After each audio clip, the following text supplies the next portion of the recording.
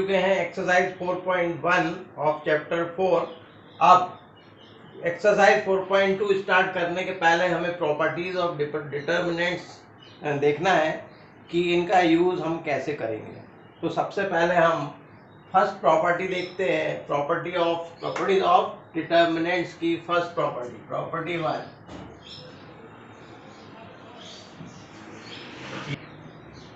यदि हम किसी डिटर्मिनेंट्स का ट्रांसपोज लेते हैं या रो और कॉलम को आपस में इंटरचेंज करते हैं तो उस डिटर्मिनेंट की वैल्यू अनचेंज रहती है, मतलब चेंज नहीं होती है। इसको एक एग्जांपल से ले लेते हैं। a इक्वल्स टू सपोज कर लेते हैं 2, 3, 4 एंड 5। ये डिटर्मिनेंट a हमने एक एग्जांपल ले लिया। अब इसका a डैश निकालेंगे तो क्या होगा, a डैश होगा 2, 3, 4, 5। इसकी वैल्यू फाइंड करते हैं। 2 5 जा 10 माइनस 3 4 जा 12 देन माइनस 2। इसकी वैल्यू फाइंड करते हैं। 5 2 जा 10 माइनस 3 4 जा 12 देन मीन्स किसी डिटर्मिनेंट का यदि ट्रांसपोज कर दिया जाए तो उन दोनों की वैल्यू सेम ही आती है। Means determinant a equals to determinant of a dash. ठीक है, ये हो गई फर्स्ट प्रॉपर्टी। अब प्रॉपर्टी 2।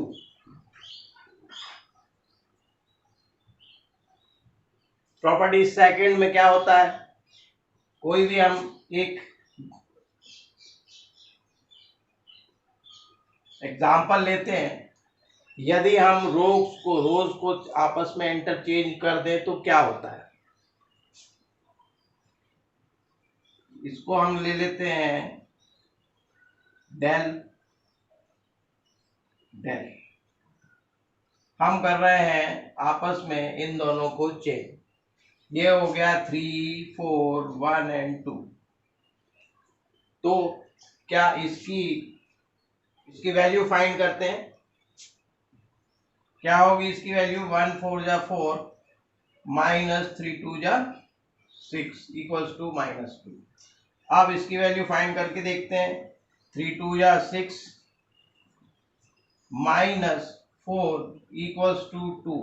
हमने देखा कि यदि हम रो इंटरचेंज कर रहे हैं तो वैल्यू नेगेटिव आ रही है। तो क्या होता है कि यदि हम किसी डिटर्मिनेंट्स में रो या कॉलम को आपस में इंटरचेंज करें तो उसकी वैल्यू का साइन चेंज हो जाता है। ये हो गई प्रॉपर्टी सेकंड। तो हम लिख सकते हैं del equals to minus del dash. तो प्रॉपर्टी थर्ड है, यदि किसी डिटर्मिनेंट की कोई भी दो रोज आइडेंटिकल हो या दो कॉलम आइडेंटिकल हो तो उसकी वैल्यू 0 होती है। देखते हैं 1 2 एंड ये भी ले लेते हैं 1 2। तो जब मल्टीप्लाई करेंगे 1 2 या 2 माइनस 1 2 या 2 इक्वल्स टू 0। जैसे 3/3 की मैट्रिक्स भी लेकर देखते हैं। 1 2 3 1 2 3 एंड 4 5 एंड 6। इसको सॉल्व करके देखते हैं। 1 फिर 2 6 जा 12 माइनस 3 5 जा 15 माइनस 1 2 6 जा 12 5 3 जा 15 एंड माइनस मीन्स प्लस 4 आएगा। प्लस 4 इंटू 2 3 जा 6 माइनस 3 2 जा 6। इसका क्या आंसर होगा, 1 into -3 -1 into -3 plus 4 into 0 then -3 minus minus हो गया +3 प्लस 0 3 3 कैंसिल देन आंसर आ गया 0। मतलब हमारे दो कॉलम जो है यहाँ पर आइडेंटिकल हैं मीन्स दोनों एक जैसे ही हैं, सेम है, तो हमारी डिटर्मिनेंट का जो आंसर आएगा वो 0 आएगा। प्रॉपर्टी नंबर 4, यदि किसी डिटर्मिनेंट की एक रो 0 0 0 हो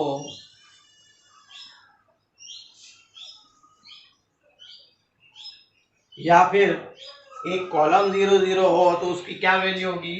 उसकी वैल्यू 0 होगी, इक्वल्स टू 0। और यदि इसी तरह से यदि एक कॉलम 0 0 0 है, कॉलम के सारे एलिमेंट 0 हैं, तब भी उसकी वैल्यू 0 के इक्वल होगी।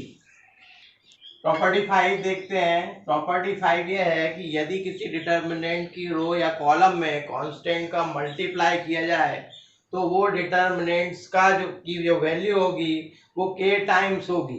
कैसे होगा? एक डिटर्मिनेंट सपोज कर लेते हैं 1 2 3 4 5 6 7 8 9, 2/2 की ले लेते हैं, ये ज्यादा हो जाएगा। यदि हम R1 में 4 का मल्टीप्लाई कर दें तो क्या होगा?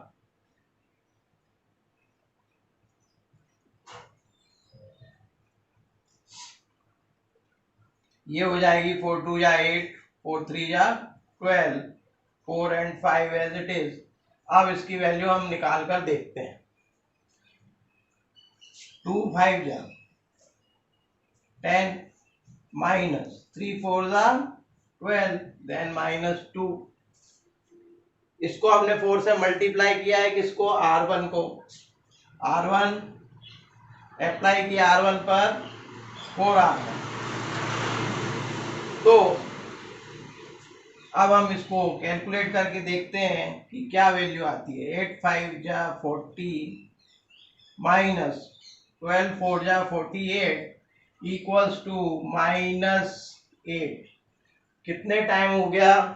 4 टाइम।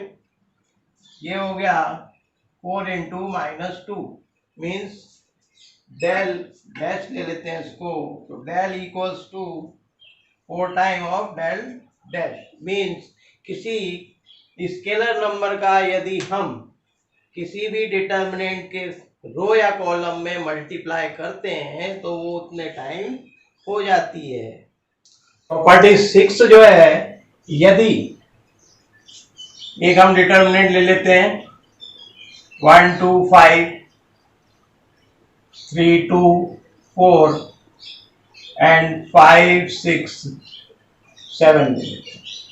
तो यदि हमारे पास एक डिटर्मिनेंट है और हम इसको ब्रेक करना चाहें 2 डिटर्मिनेंट्स में, तो ये ब्रेक कैसे होंगी? देखिए, यदि हम 1 3 5 2 2 6, 5 को हम 3 + 2 लिख सकते हैं, 4 को 2 + 2 लिख सकते हैं और 7 को भी 5 + 2 लिख सकते हैं। यदि हम इसको स्प्लिट करना चाहें 2 डिटर्मिनेंट में तो भी हम कर सकते हैं। किस तरह से करेंगे? 1 3 5 2 2 6 एंड 3 2 5 आ जाएगा, बीच में आएगा plus sign. First column as it is, second column as it is और थर्ड कॉलम है 2 2 2। तो हम इस तरह से किसी भी डिटर्मिनेंट्स को ब्रेक कर सकते हैं।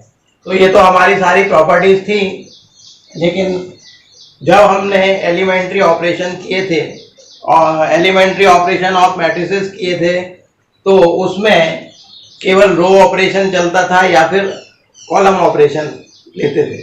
लेकिन जब हम डिटर्मिनेंट्स को सॉल्व करेंगे तो उसमें हम रो ऑपरेशन और कॉलम ऑपरेशन दोनों को ही लगा सकते हैं। ऐसा कोई भी रेस्ट्रिक्शन नहीं है कि हम सिर्फ रो ऑपरेशन उसमें लगाएं। अब हम करेंगे क्वेश्चन नंबर फर्स्ट। तो क्वेश्चन नंबर फर्स्ट में हमें प्रूव करना है इक्वल्स टू 0। तो इसमें हमें 2 मेथड्स से हम कर सकते हैं इस क्वेश्चन को। देखिए, यदि हम C1 और C2 को देखें तो यदि हम C1 में C2 को प्लस कर देते हैं तो ये दोनों सेम हो जाएंगे। हम अप्लाई करते हैं C1 पर, C1 प्लस C2 दोनों कॉलम 1 और कॉलम 2 को यदि हम प्लस कर दें तो ये हो जाएगा x plus a y plus b z plus C a b c x plus a y plus b z plus c. हमने प्रॉपर्टी पढ़ी है यदि दो कॉलम या दो रोज आइडेंटिकल हो तो क्या होता है, डिटर्मिनेंट्स की वैल्यू 0 होती है। तो C1 and C3 are identical, then hence del equals to 0। अब इसको सेकेंड मेथड से कैसे करोगे? सेकेंड मेथड हम स्प्लिटिंग मेथड यूज कर सकते हैं। इसको दो तरीके से कर सकते हैं, x y z a b c, और हमने इसको स्प्लिट कर दिया, ये हो गया x y और z। अब फिर से प्लस आएगा बीच में, नेक्स्ट क्या होगा, x y z a b c, और फिर थर्ड कॉलम आएगा a b c। इसमें C1 और C3 आइडेंटिकल है तो इसकी वैल्यू हो गई 0, प्लस इसमें C2 एंड C3 आइडेंटिकल है इसलिए इसकी वैल्यू भी 0 हो गई, देन ये आ गया 0। तो देखते हैं क्वेश्चन नंबर सेकेंड, हमें इस डिटर्मिनेंट को 0 प्रूव करना है। अब हम देखते हैं इसमें कि a minus B, B minus C, C minus a तीनों कंटिन्यूसली हैं और साइन भी इसके प्लस माइनस चल रहे हैं। यदि हम इसमें कॉलम 1 और column 1 plus column 2 plus column 3 कर दें तो देखिए क्या होता है, a minus B, B minus C, C minus A, then a and a cancel, b and b cancel, c and c cancel। इसी तरह से यदि हम यहां पर देखें रो 2 में तो ये भी कैंसिल हो रहा है, b से b कैंसिल, c से c कैंसिल, a से a कैंसिल। R3 में देखते हैं यदि हम इन तीनों को प्लस कर दें तो क्या होगा, तो ये c से c कैंसिल आ रहा है, a से a कैंसिल, b से b कैंसिल। तो हमने क्या देखा, इसमें हमें यदि हम C1 पर ऑपरेट करते हैं, C1 plus C2 plus C3, तो क्या आया हमारे पास, पहला वाला 0 आया, ये भी 0 हो जाएगा, ये भी 0 हो जाएगा, दूसरा बचेगा b minus C, c minus a minus b, और ये हो गया c minus a minus b minus c। Property हमने पढ़ी है, यदि एक कॉलम के सारे एलिमेंट यदि 0 हो जाएं तो वो किसके इक्वल होता है, 0 के इक्वल। तो इसको भी हम क्वेश्चन नंबर 3 में ये जो डिटर्मिनेंट्स है, डिटर्मिनेंट को 0 प्रूव करना है, किस तरीके से करेंगे। इसमें हम सबसे पहले रिलेशन देखेंगे, 2 है 7 है 65 है। यदि हम 65 को 63 प्लस 2 लिख दें, इसको 72 प्लस 3 लिख दें, इसको हम 81 प्लस 5 लिख दें, तो एक रिलेशन आता है, देखिए 2 3 5 7 8 9, इसको हम स्प्लिट कर रहे हैं, 2 प्लस 63 हो गया, ये हो गया 3 प्लस कितना बचा 72, यहाँ 5 है तो 5 प्लस कितना बचा यहाँ पर 81। अब इसको हम स्प्लिट करेंगे, अब हम इसको स्प्लिट कर देंगे, 2 3 5 7 8 9, 2 3 5, बीच में आएगा प्लस, फिर C1 C2 as it is, 7 8 9, and यहाँ आ गया 63 72 और 81। अब देखिए, इसमें तो हमारी C1 और C3 आइडेंटिकल हो गई, तो ये तो हो गया 0 plus C1 and C3 are identical plus, अब इसमें यदि हम 9 ले लें, कॉलम 3 में से 9 कॉमन ले लें, तो क्या होगा 2 3 5 7 8 9, 9 कॉमन लिया, 9 7 जा 63, 9 8 जा 72, 9 9 जा 81। देन अब क्या हुआ, ये C1 C2 एंड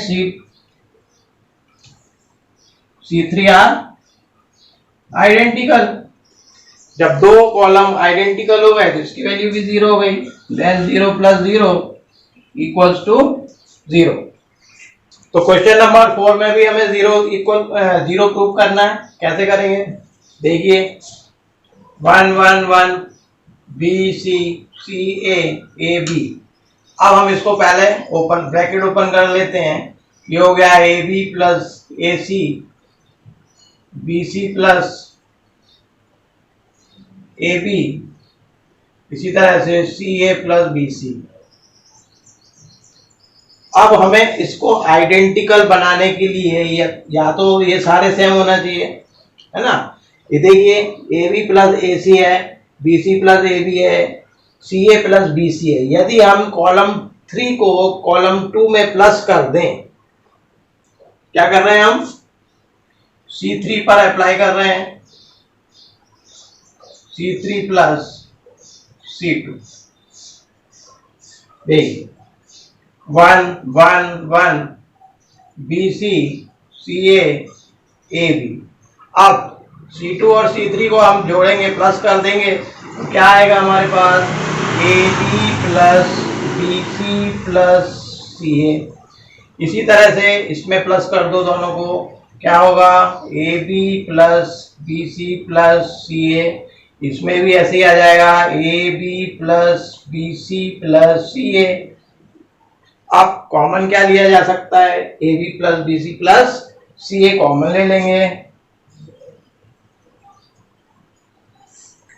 कॉलम 3 में से कॉमन लिया है हमने, तो ये हो गया 1 1 1 B C C a B, और यहां पर भी 1 1 1। तो दो कॉलम आइडेंटिकल हो गए, C1 and C3 are identical. Therefore हमारी जो इसकी वैल्यू होगी वो होगी A B plus B C plus C A into 0, then equal to 0।